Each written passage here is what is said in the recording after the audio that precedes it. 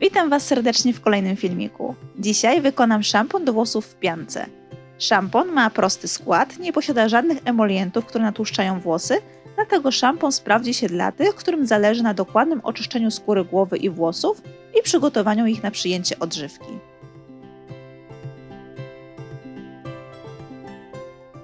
Do wykonania szamponu odważyłam 74 g wody destylowanej i do niej dodałam 30 g glukozydu laurylowego.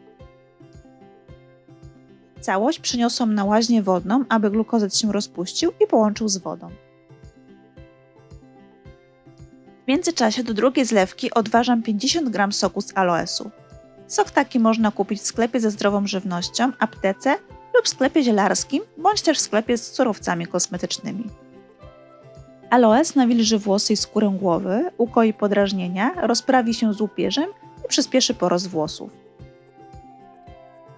Do soku z aloesu odważam 40 g kokamidopropylobetainy.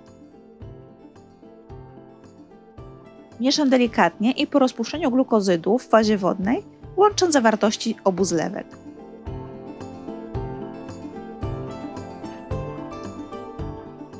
Mieszam delikatnie, aby produkt nie zaczął się intensywnie pienić. Na koniec dodaję 2 g konserwantu ekologicznego.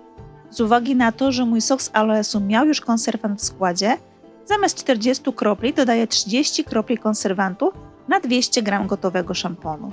Dodaję olejki eteryczne, 15 kropli cytrynowego i 15 kropli olejku z trawy cytrynowej. Szampon nabierze przyjemnego orzeźwiającego zapachu i dodatkowo delikatnie rozświetli włosy. Możecie użyć swojej kombinacji olejków.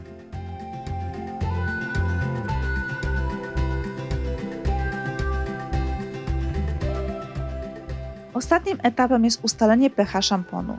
Jak widzicie, pH wyjściowe jest zdecydowanie zasadowe, a powinno mieć pH 5 do 5,5. Do zakwaszenia użyłam kwasu mlekowego, który ma także właściwości nawilżające skórę oraz stymuluje włosy do wzrostu.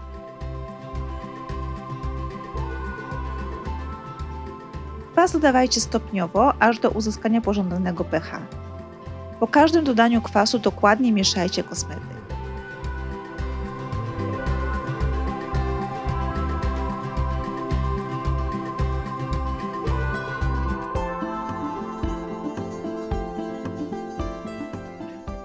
Gotowy szampon przelewam do czystej i odkażonej butelki pianotwórczej.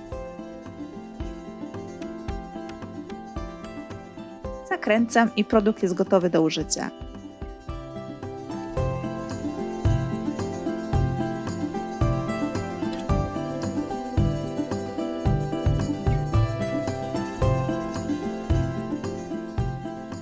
Piana jest gęsta i sztywna, szampon bardzo dobrze się pieni na skórze i na włosach.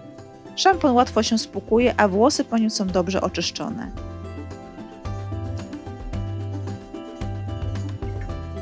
Zachęcam do wypróbowania przepisu i do usłyszenia w kolejnym filmiku. Pa, pa!